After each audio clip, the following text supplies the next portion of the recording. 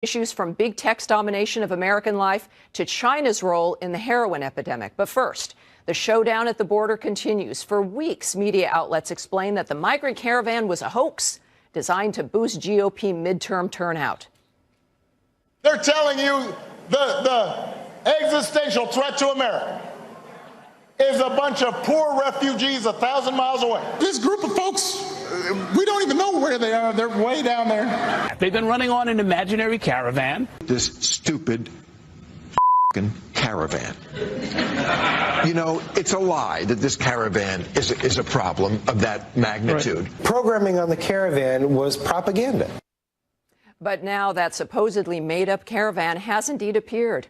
And the government of Tijuana is begging for help and is calling it a humanitarian crisis. President Trump's own efforts to secure the border are running into obstacles. The president recently blasted the Ninth Circuit Court of Appeals for blocking his attempted alterations to American asylum policy. It's a terrible thing when judges take over your protective services, when they tell you how to protect your border. It's a disgrace. Essentially, they're legislating. They're saying what to do. Some judge sitting in some location very far away is telling our incredible military and law enforcement what to do, and it's not right. I know that Chief Justice Roberts, John Roberts, has been speaking a little bit about it, and I think and I have a lot of respect for him. I like him and I respect him, but I think we have to use some common sense. This Ninth Circuit, everybody knows it. It's totally out of control. All righty. Well, President Trump is also warning that he may have to shut down the entire U.S.-Mexico border. If we find that it's uncontrollable, Josh, if we find that it gets to a level where we are going to lose control or where people are going to start getting hurt, we will close entry into the country for a period of time until we can get it under control. The entire border? The whole border. I mean, the whole border. All righty. Well, Chris Hahn is a progressive radio host and former aide to Senator Chuck Schumer. He joins us now. Hey, how you doing, dear? I'm doing good. Happy Thanksgiving, Tammy. Same to you. Same to you. So look, obviously, we both have very divergent opinions here on what was going on there. But you'd have to admit, I think, that the mayor of Tijuana, this is a town, by the way, that has dealt with immigration a great deal, including with Haitians, who they had said, got jobs there and assimilated very easily. But they're concerned about the violence, and they consider it a humanitarian crisis. Clearly, that's happening in Mexico. What do you say to the mayor of Tijuana when it comes to his attitude? Is he being racist about this, or is this a real genuine problem? Well, no, he hit the nail on the head. It's a humanitarian crisis, is what I've been saying and other progressives have been saying for the last 3 months. The president has been painting it as an existential threat to our sovereignty as the United States, as if we were being invaded by a foreign country. And if I was a member of the Border Patrol, I would be insulted that the president of the United States did not think that I was capable of doing my job of protecting the border. They've faced these kinds of caravans since the 90s, and this is not new. The president exploited this humanitarian crisis, which it is, for political gain. And I think sometimes he believes his own talking points when he talks about this stuff. And the judge in the Ninth Circuit that he was alluding to, he wasn't making up the law. The president was trying to take a pen to a law that Congress passed and a former president signed. Well, and presidents are not allowed to do that. The judge is just enforcing the law. There's already a disagreement on that, of course. The president they're going to appeal. He'll certainly prevail here. But in fact, we haven't seen this kind of caravan dynamic. And what we saw, of course, at the Mexico-Guatemala border, Chris, is very indicative of the difference here. The complaint with Tijuana is the violence here, the kind of the nature of what's been going on with this particular caravan. And also, the caravans have not experienced a real commitment at the American border to stop them. So this is inherently different. There are thousands more individuals involved. Now, many have taken Mexico up on their ability to get jobs and to have some health care and to settle in, which is great news. But at this point, you're looking at individuals from, we know there's at least 500 criminals. We know that we've got to be able to at least assess them properly in getting in here. What do you think they should just be allowed to come in, or do you think that there should be an orderly framework here? I think there should be an orderly framework here. And from what I understand, the people in this caravan are going to seek asylum, which is legally the way you can come here. In one of the ways you can come here legally. So I don't think they're climbing the wall. I don't think we needed to send troops to southern Texas climbing the wall right when there. the caravan's actually coming to Tijuana. They are climbing the wall, as a matter of fact. But let's move on. We do know, yeah. So they're climbing the fences that exist now, and of course the president is going to make this difficult because we do have to have some order there. And I'm glad you agree that we do have to have some order. Now, look, another thing. I know you want to talk about this, Chris. Nobody thinks people should be able to climb. Nobody should think people should climb the fence. No, that's not what we want. All right. Well, they're also not going to rush, barriers. At any rate, Hillary Clinton ran on continuing high immigration into the U.S., but in an interview with The Guardian, I'm sure you've seen, Hillary suggested it's time for Europe to curb immigration in order to stop the rise of right-wing political parties. She said, quote, I think Europe needs to get a handle on migration because that is what lit the flame. I think it is fair to say Europe has done its part and must send a very clear message. We are not going to be able to continue to provide refuge and support because if we don't deal with migration, the migration issue, it will continue to roil the body politic. Chris, how is this not just transactional politics and throwing immigrants under the bus? Yeah, I mean, Hillary missed the point there. What's happening in Europe right now is far-right parties are scapegoating these immigrants because they can't figure out a way to deal with the stagnant economy that has hit most of Europe, especially people who are low-skilled workers in Europe. And I think that former Secretary Hillary Clinton missed the point completely there, where she is giving aid and comfort to that thought that far-right parties are expressing in Europe. So I completely disagree with her. But Chris, many people, I think it is transactional and it's bad. But this is the issue, is that many people are shocked at this. This is all she's done. She has been a transactional politician from the beginning. There's no other way that you can explain the Defense of Marriage Act and Don't Ask, Don't Tell, the two worst cases of violating gay American civil rights in the history of this country, when you actually, in the 20th century, decide to shred them because it was transactional. It was going to get them something. Both the Clintons operate this way. This is no different. And this is why she lost in part, because she stands for nothing. The Democrats stand really for nothing at this stage.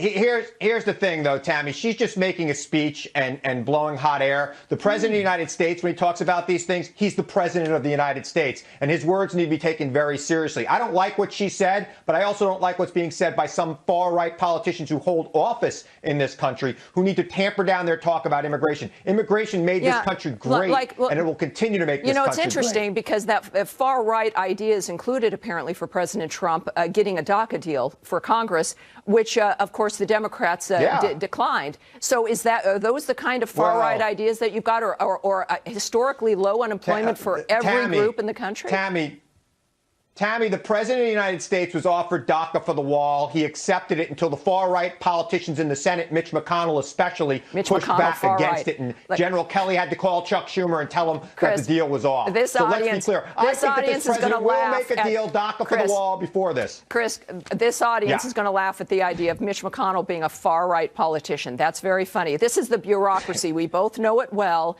And it is all transactional. That's what both Democrats and Republicans are reacting to. You had some interesting people elected during the midterms because they're tired of the transactional relationship. I think Alexandria Ocasio-Cortez would suggest that she's unusual and interesting. Chris, thanks for joining us. I think that there's a lot of interesting people with great voices. I can't wait to see them grow. Thank you, Chris. Well, it'll be interesting. You can see what happened to the Women's March when it comes to that. Chris, thanks for being here. How's this now for irony, you guys? Yesterday, fired FBI Director James Comey tweeted, quote, "Happy Thanksgiving. Got a subpoena from House Republicans. I'm still happy to sit in the light and answer all questions, but I will resist a, quote, closed door thing because I've seen enough of their selective leaking and distortion." It's like he's talking in the mirror, right? "Let's have a hearing and invite everyone to see."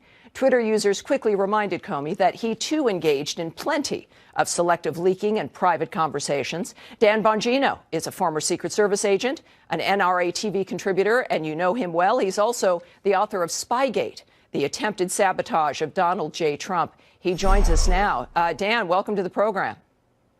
Good to be here with you, Tammy. Thanks. Look, obviously, a lot's going on. I think that James Comey beclowned himself with those comments, a little bit of projection on his part. What's your take on what he's trying to accomplish here. The Republicans have done something at the last minute. I would have liked to have seen this 6 months or a year ago. Yeah. And now, of course, why not resist, right? Because it's not like you're going to actually end up in front of any committee at this stage. Yeah, let me hat tip you there for the absolutely perfect use of the word beclown. That is exactly what Jim Comey did here. Tammy, let's point out an irony of Jim Comey's tweet asking for an open hearing up on the Hill. He wants transparency now. You do realize that he hid the investigation, Crossfire Hurricane, the investigation into the Trump team. He hid it from congressional oversight for 8 months. This is a fact. This is not in dispute. In March of 2017, when questioned by congressional oversight, Elise Stefanik from New York specifically, and asked why he hid it for 8 months, he gave the most absurd answer I've ever. He made a fool of himself. He said, well, because the investigation was sensitive. Right, Tammy, right. The very reason they brief Congress quarterly, not every 8 months, but quarterly on these types of investigations is because they're sensitive. Yeah. Comey really needs to dial down the Twitter. Well, but look, he's gotten away with all of this. This is what's so frustrating. You know, you see this, all right, they're subpoenaing him and they're going to get in, and Comey says, no, I'm not going to go. And he knows he's going to fight it legally. And it'll, look, the new session starts on January 3rd. We're getting into the Christmas holiday. He knows that he's going to get away with this. This is, in a way, it is just like a dog and pony show. Are you concerned now that the Democrats will control the House, the Senate still has, the Republicans still have the Senate? Are you concerned that, in fact, Donald Trump remains the only man of action, the only individual genuinely interested in clearing this muck up? Because at this point, it's been more of the same for the last 2 years from the Republicans. I am concerned, but IG Horowitz, Michael Horowitz, the Inspector General, gave us an opening in the report on the Hillary email scandal and the horrible handling of it by the DOJ and the FBI that has largely escaped the liberal media, purposefully, by the way. At the end of the report, he clearly states that you could not eliminate political bias as a reason for the FBI transitioning so quickly from the Hillary email investigation into the Trump Crossfire Hurricane investigation. What am I saying here? Once this Spygate Crossfire Hurricane IG report comes out on that, which isn't done yet, right, I think Jim Comey's in a world of trouble, and he's going to have to answer why they cut out of that July 5th speech he gave the fact that Hillary emailed Barack Obama on that private email. And look, while the House investigations will end because it'll be the Democrats, there's still the Senate. We still have inspectors general. Yes. So there's a lot of ways we can go. And, of course, the FBI documents and classified documents that the president can declassify so Americans can see what's going on. Dan, we now go to Tucker as he tackles America's struggling middle class and why some 2016 Trump voters turned on the GOP in the midterms. Donald Trump became president 2 years ago thanks largely to a huge surge of support from the American middle class. They supported him because they are dying. As a group, the American middle class is shrinking in absolute terms and in many cases dying younger. So they reached out to the president to help. But in 2018, in the midterms we just had last week, a lot of those voters seem to have drifted back away from the Republicans. The House went Democratic. Republicans lost a bunch of Senate races in states that President Trump won 2 years ago. How did that happen? What should Republicans be doing to change it? And what should be their positions moving forward? No one has watched more carefully than J.D. Vance. He wrote the famous book Hillbilly Elegy. He joins us tonight. J.D., thanks a lot for coming on. So I know it's only been a week, and it takes a while to sort these things out. But, you know, 8 days later, what are the obvious lessons for Republicans from the midterm elections?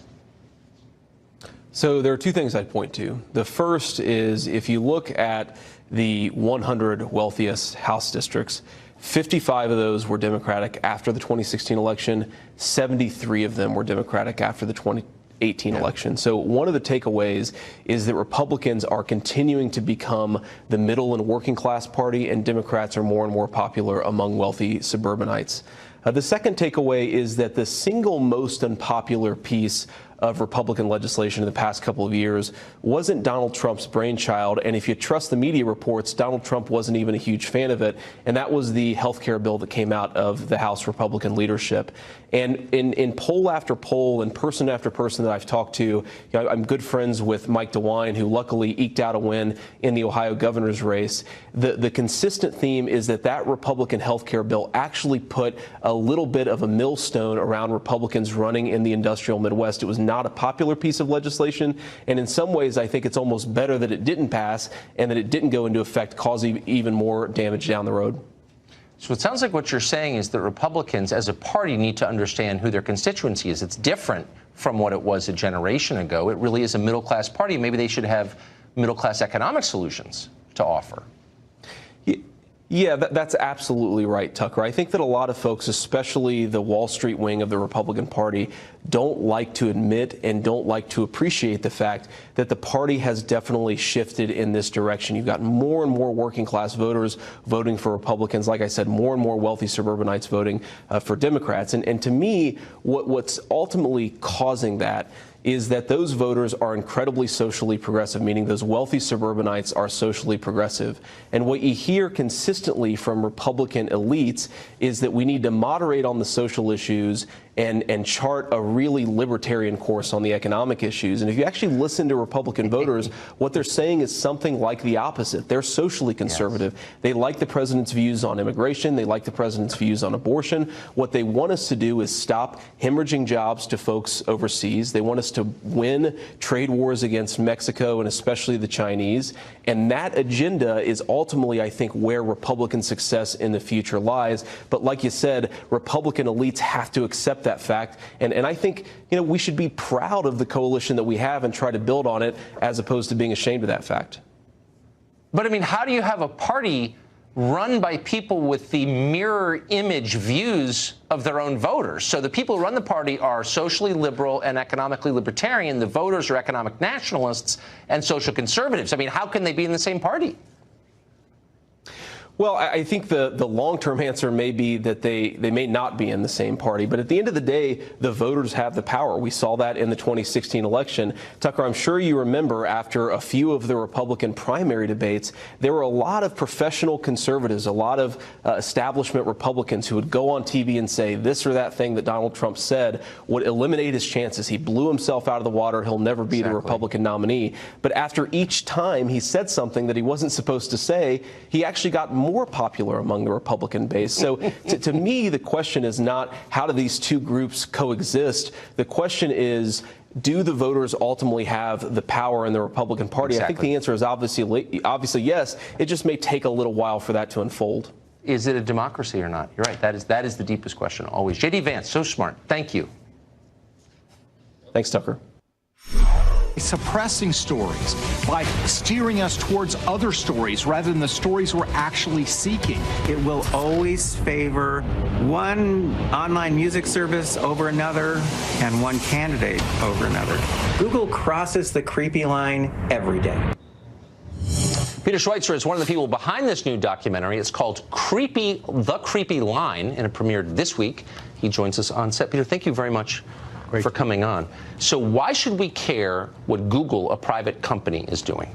Because they have an amazing amount of influence on the consumption of information and news in this country. 80 to 90% of searches are done through Google. And Google not only collects information on us, which threatens our privacy, but they use that information to manipulate us, to steer us in directions we don't want to go. It's affecting the voting that's taking place in this country. And some people are arguing it's determining the outcome of elections. Well, so how could you have a meaningful democracy where the people rule in the face of corporate power this concentrated? Well, look, the mantra has always been you've got to have an informed electorate, right? The electorate needs to know what's going on. Well, the problem is if you have voters who are not high information voters, but they want to vote, and they're going to go to Google to guide them in the week before an election, and those results are skewed, and there's overwhelming academic evidence that they manipulate search results, you're going to have an electorate that is strongly influenced by the result. That undermines democracy. The fundamental problem is that people don't recognize that. They don't understand they're being manipulated. And unless something is done about it, the future of the republic is under threat. Yeah, you can't have a democracy under those circumstances. Yeah. But just to back up, you said there's overwhelming academic evidence that Google manipulates its search results. They deny that. Yes, they do. And here's the interesting thing, Tucker. They've denied this before. You remember 10 years ago or so, Yelp and some of these other companies, TripAdvisors, were accusing Google of manipulating the algorithm to suppress them in search results and to push Google-related companies. And Google said, absolutely not. These results are organic. We now know the Federal Trade Commission, the European Union, and academics at Harvard said that's wrong. You were manipulating the algorithm. Their defense now is the same when it comes to political speech. The problem is that there's been numerous peer-reviewed studies done by Robert Epstein and others that clearly demonstrates they are suppressing news stories. And in fact, in the 2016 election, they found in all 10 search results from 1 through 10, Google was suppressing negative stories about Hillary Clinton and pushing positive stories about and pushing negative stories about Donald Trump. This by a researcher, by the way, who was a Hillary Clinton supporter, not a Trump supporter. This seems like the story of the century. Yes, it's a huge story, and overlooked because it's confusing, it's difficult to understand, and it's happening behind the curtain. It's the Wizard of Oz behind the Iron Curtain. We're used to thinking about, Dan Rather, media bias. He makes a snarky comment. He makes a comment about George Bush. That's visible for everyone to see. This kind of bias is hidden. We don't know what we don't know, and that's what makes it so frightening. It's a remarkable story and a remarkable documentary. Thank you, Peter Schweitzer. I appreciate it. Thanks, Tucker. Wow, more great stuff from Tucker there, obviously. Tucker also recently sat down with a U.S. senator to investigate the deadly threat of synthetic drugs from China. More than 70,000 Americans died of drug ODs last year. Nearly half of those overdosed on synthetic opioids like fentanyl. President Trump has signed legislation that should make it harder to ship drugs like fentanyl through the mail. Will that be enough? The #1 manufacturer of fentanyl is China. They seem uninterested in stemming the flow of illegal drugs into our country. So the question is, if China killed 30,000 Americans through bombing campaigns or by invading, of course, we might respond differently. Senator Rob Portman is one of the few who's been on this topic for a while. He's just introduced legislation. The president just signed it, and he joins us tonight. Senator, thanks very much for coming. Tucker, thanks for having me on. Appreciate it. So it is, I think, a fair question. 3,000 Americans died in 9/11. We're at war for 17 years. 30,000 died just last year because of this, and it seems to be all but unnoticed here in Washington. I agree. It's the underreported story out there, and it's not that people don't care about it. They do. When I'm home, I hear about it all the time. We have our teletown hall meetings every month. I ask a question, how many of you have been directly affected? It's always more than half of the callers. This is, 10, 20,000 callers. So it's a huge issue. Sadly, Ohio is one of the states that's been hardest hit. Yes. #1 killer, fentanyl. 2/3 of our overdose deaths last year were from fentanyl. It's a synthetic form of opioids, and we know where it's coming from, China, and we know where it's coming in through, and that's the United States Postal Service, a government agency. So what we have done over the past 3 years, we've researched it, we've investigated it, we've put together legislation. It took us too long to get it done because there was some pushback, particularly from the post office. In fact, there still is. But all we're asking them to do is to screen packages so that our law enforcement can at least stop some of this poison coming into our communities and raise the price of this incredibly powerful, deadly drug on the streets of our cities, of our communities, and also reduce the cost. Well, good for you, and bless you for raising it and making noise about it consistently. What can the U.S. do to change its posture toward China to put some pressure on the Chinese government to clamp down within their country, do you think? Well, it's a good question. I've met with the Chinese ambassador here. I've met with the Chinese leadership there. I've raised it consistently. What they have said is two things. One, that they have made some of the precursors, in other words, the chemicals that go into making fentanyl, illegal. They have, in effect, scheduled them under, the way we would do it here, and that they've begun, they say, secondly, to crack down on some of these chemical companies that are producing it. But what they have done has not been effective. I mean, it continues to come in. Our investigation indicated that if you send something by the Postal Service from China, that it's guaranteed delivery. If you send it through one of the other carriers, say FedEx or UPS or DHL, a private carrier, it's not guaranteed. Why? Because after 9/11, we required all the private carriers to provide advanced electronic data to law enforcement to be able to identify suspect packages and to be able to stop this stuff coming in. We didn't do it for the post office. We said, you ought to study it, come back to us with the report. They never have. Blue Ribbon Commission. When we've talked about this with guest after guest on the show, the response I get almost every time is, well, it's America's fault. because it's our users who are consuming these drugs and dying after becoming addicted to them. Do you think it's America's fault that 30,000 people are dying of synthetic opioids? It's both. We have obviously a demand issue here. Right. We have a demand for drug that's insatiable, seemingly, but we also have this incredibly inexpensive poison coming onto our streets, into our communities, mostly from China, mostly through the Postal Service. So by reducing that supply, we can impact this. I believe, Tucker, that over the last few years, we've done a lot, some with congressional legislation, some at the local level, to push back on the opioid crisis. And we would be seeing some progress already, but for fentanyl. In other words, it has overwhelmed the system. Right. 4,000% increase in fentanyl overdose deaths in Ohio in the last 5 years. When I first got started on this a few years ago, fentanyl was not a big deal. Now it is.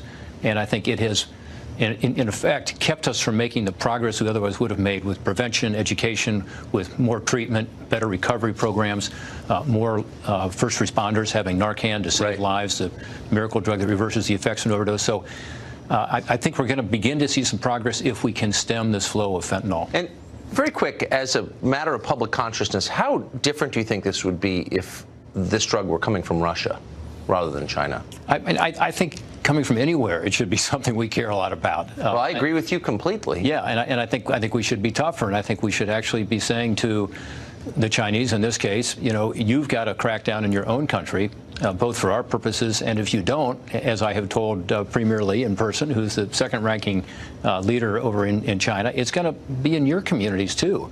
I mean, this stuff is so deadly, and it is so addictive that it's something that you should care about as well. Senator, thank you very much. Thanks, Tucker. Thanks for following this, and thanks for raising the awareness on this issue. Yeah, 70,000 people die. It's worth paying attention to, I think. Thank you. You bet. Thank you. Well, we have a lot more of Tucker just ahead as our Inside the Issues special continues. Up next, he'll dig in.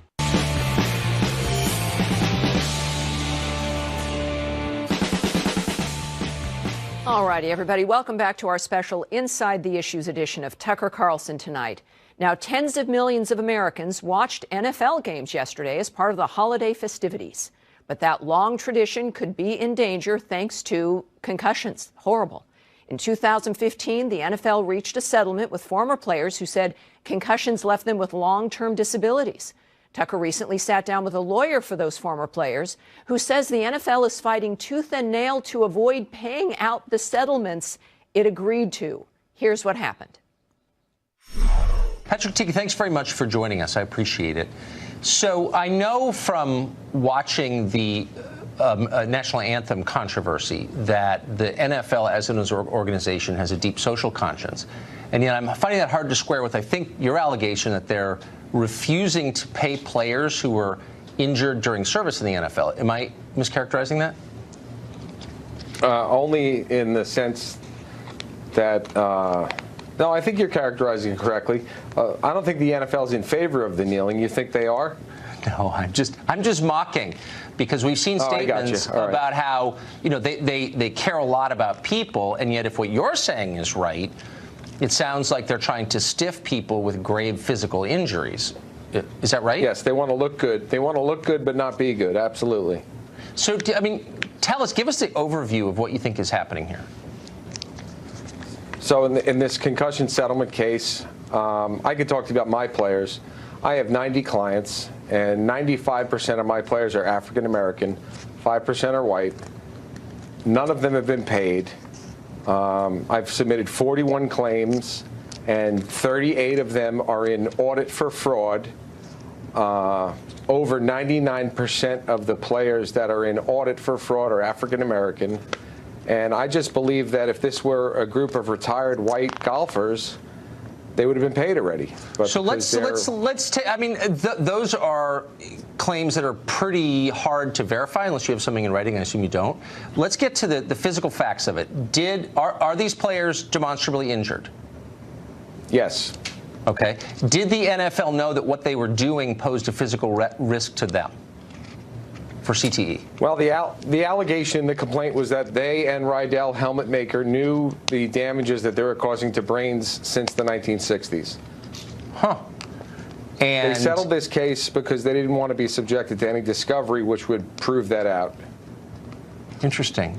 Why do you think that since the national anthem story has received so much coverage and so many at ESPN, for example, have taken the side of the players, that so few sports commentators have raised this issue with the kind of vehemence they brought to the national anthem controversy? I'm a little confused. Well, the NFL is very powerful, and they're very intimidating to sports broadcasters. They would pull their credentials if they didn't do exactly what the NFL wanted. And it's our contention that the NFL likes this controversy. It's a patriotic controversy. It shifts the blame from the NFL to the players, and it shifts the focus from the trouble with football, which is the causing of these brain injuries and the ruining of men, to rich players kneeling in protest. Interesting. And it gets the public to be mad at the players and not mad at the NFL. Well, is there science on this question? What percentage of NFL players who played, for a year or more, who've really engaged with the league, what percentage sustained permanent brain injury? Well, a single concussion is a traumatic brain injury, which would be permanent. So I would say between 99 and 100% of them. Ann McKee up at Boston University, who did the CTE neuropathological study, also says that the statistics in the high 90 percentile. And what percentage of those see their lives affected negatively by those injuries? Well, I have players that range in age from 31 all the way up till 70, and they are all affected by it. And they all come in and have the same symptoms, the same complaints, and the same problems. It's just where they are on the spectrum, how bad it has gotten. And is there any way to stop the progression of this impairment? Well, there are some studies going on. Jupiter Medical Center down here in Palm Beach County has a hyperbaric chamber program with Joe Namath that seems to be promising that it might work. Yeah. Boy, it's a sad story. Thanks very much for sharing with us. I appreciate it. Thank you. Well, important stuff about what's really going on there when we're all distracted by something else, right? Well, our Inside the Issue special continues just ahead with a look at how major retailers are going beyond the law and implementing their own version. Welcome back, everyone, to our Inside the Issue special edition of Tucker Carlson Tonight. The shooting in Parkland, Florida, produced a wave of anti-gun activism across the country, and it has not been limited to Democratic lawmakers. Ordinary retailers are getting involved as well and imposing their own form of gun control where the law doesn't even require it. Fox's Hillary Vaughn went to investigate this new trend. Here's what she found. This is Washington, D.C., the day thousands of anti-gun protesters flooded the Capitol streets. Ho, ho! The NRA has got to go! Students joining the March for Our Lives movement, demanding new gun control laws after the mass shooting at Stoneham Douglas High School in Florida. This is far too much. The fact that we have had all of these mass shootings and that we haven't done anything about it. I just would like to see this government do something. I do think change is coming. But when Congress failed to act, activists found a workaround. Wall Street. In all honesty, it probably is a workaround because Congress isn't getting much done. The idea that Wall Street could enforce gun control took off. Business is sort of in this odd place where it has leverage. Clearly the banks have leverage. The retail organizations have leverage. They showed this in the case of Parkland. People expect them to use that leverage. Within days, companies acted. Citigroup proclaiming that all of its retail clients would be prohibited from selling firearms to buyers under age 21 and pledging to cut off business with customers who sell bump stocks or high-capacity magazines. Bank of America was next, announcing they would no longer offer loans to manufacturers that make assault rifles. The movement sparking controversy from some in Congress, like Senator John Kennedy of Louisiana, who argues big banks going rogue and creating their own gun control policy actually violates federal law. So he introduced a bill blocking banks that blacklist lawful industries from receiving government contracts. If they got in trouble tomorrow, I guarantee you they would both come to the United States Congress whining for a bailout, asking for taxpayer money. And they wouldn't say, oh, we only want taxpayer money from people who agree with our gun control. They'd take everybody's taxpayer money. Gun control advocates also won major victories at some of the nation's largest retailers. Dick's Sporting Goods announcing they were cutting AR-15s from their inventory at their Field & Stream stores and stopped selling firearms to people under the age of 21 at all 845 of its stores. Some businesses started targeting the NRA, National Car Rental, Enterprise Car Rental, even Yeti Coolers, nixing discounts for NRA members. The NRA says this blacklisting campaign against them has threatened their day-to-day operations, filing a lawsuit in U.S. District Court in New York after they lost insurance coverage, saying the push to ban the gun group has cost them millions of dollars in damages. But joining the trend has also cost some companies millions. In Georgia, Delta Airlines lost a $38 million tax cut after Delta ditched their NRA discount. In Louisiana, the Bond Commission voted to block Citigroup and Bank of America from financing a $600 million highway construction project after they placed restrictions on gun purchases. And they should be making sound business decisions that, for their shareholders, not trying to be on the right side of what's popular politically. Wow, Hillary Vaughn joins us now. Great job. This is with everything going on in the world and the elections and everything. This kind of stuff continues more kind of under the radar. But when it comes to the banks, they've historically used sometimes their power to affect, really to implement discriminatory policies when it comes to lending. The government has stepped in to stop that kind of dynamic. And yet now there are even Republicans suggesting that it's the free market that is causing this. With your investigation, do you agree that this is a normal free market event that's occurring?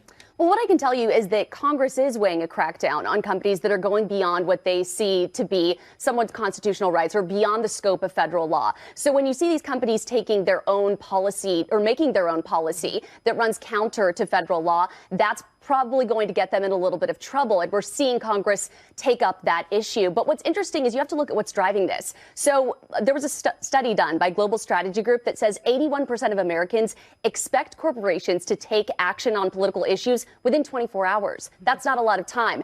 You also have to look at what millennials and the factor they play in this in social media. There are tons of viral social media campaigns with hashtags urging companies to take a stand on issues, blacklisting companies if they don't. So 46% of millennials actively research what political stances companies have before they decide to give them their business. But there are critics who look at this and say, where are we headed? Is this a sustainable thing to do? Right.